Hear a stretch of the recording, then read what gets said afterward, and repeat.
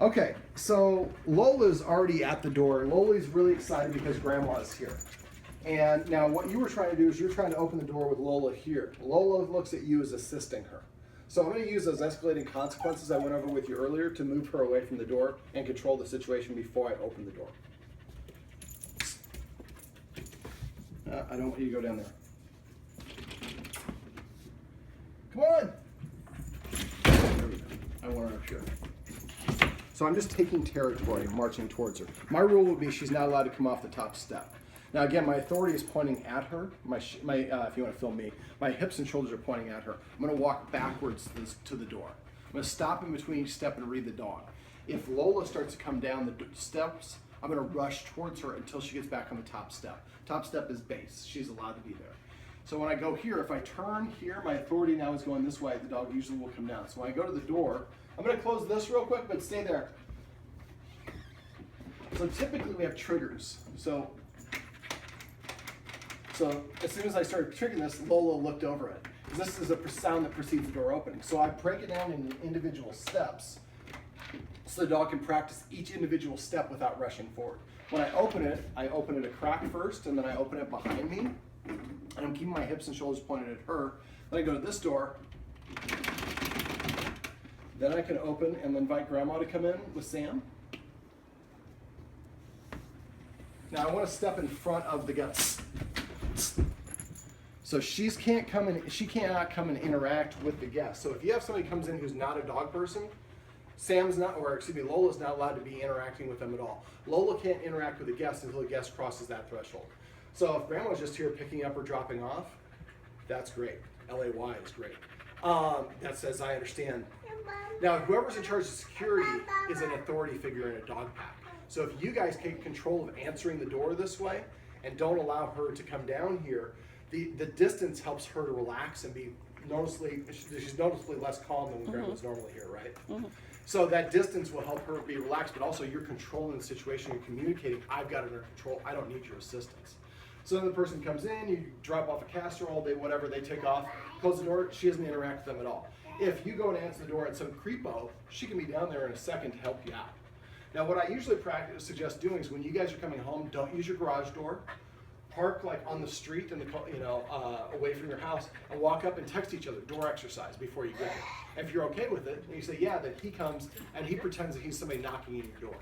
So you got to come down here and practice all of this at a time when you're prepared for it and you know it's him. If it's a guest, you don't want your guest to hear, but when you knock, whoever's knocking should knock and ring the doorbell like crazy. We want to make it the worst case scenario. So when it's like the normal person or like a UPS, I call this the UPS knock.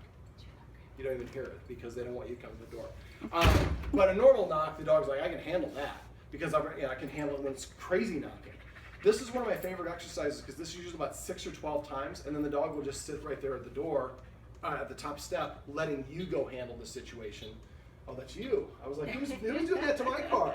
But this way, the dog is letting you handle the situation. It sees you as more of an authority figure. Whoever is literally in front is leading. So in this case, the dog is not leading. The dog is in the follower position. The human is in the leader position.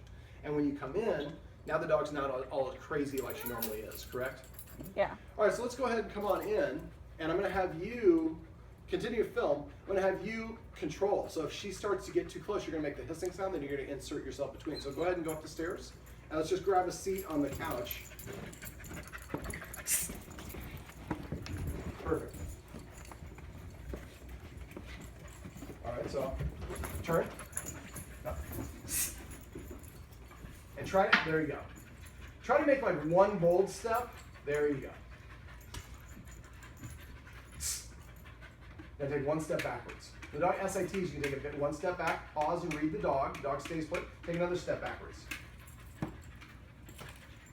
Now she can walk away, that's fine. Right now all we're doing is defending Grandma and your dog. Perfect. So you're establishing that 3 foot. Now actually let's go this way around the table because you're kind of putting yourself in a disadvantage going that way. All right, now grab a seat maybe on the table. Now, so again, when you SIT, you lose some authority. So when that's the case, then you stand up if you need to. But if she comes over, she can come over respectfully. And if her energy level is calmer, then she can approach Grandma and the child where it's okay. But if she gets that crazy energy, which she's borderline at right now, then we don't want to allow her to interact because, again, that's nurturing that unbalanced state of mind. And that's where the excited urination comes from. She just literally loses control of her body. So this is a much better, this is compared to normal, this is like, we probably should have shot it before and after. As I say, we typically would put her outside. Yeah. Because again. We just avoid it. But when you do it outside, then there's no way to learn a different behavior. Yeah. This allows her to understand that when grandma comes over, these are the new rules. I'm not allowed to be right within 3 feet. If I want to approach, the only way that they allow me to approach is when I'm calm. Because every time I'm overexcited, they block me and make me walk away. So this is something where grandma can help you out if grandma has time. And you know, hey, let's do the practice the door exercise. So you control the situation first, and then when grandma comes in, grandma can sit on the floor with the child or do whatever you guys want to do. The dog needs to rearrange itself around your life versus the other way around. Sorry. That's all right. People at home complain to me, but I didn't shoot this one. No, I'm just kidding. So basically, that's how we're going to control the situation when we have people coming over the door. This is usually about 6 or 12 times, and then the dog will just start sitting here and waiting for you to handle the situation on your own. And that gives the dog the ability to practice self-control. Okay. All right.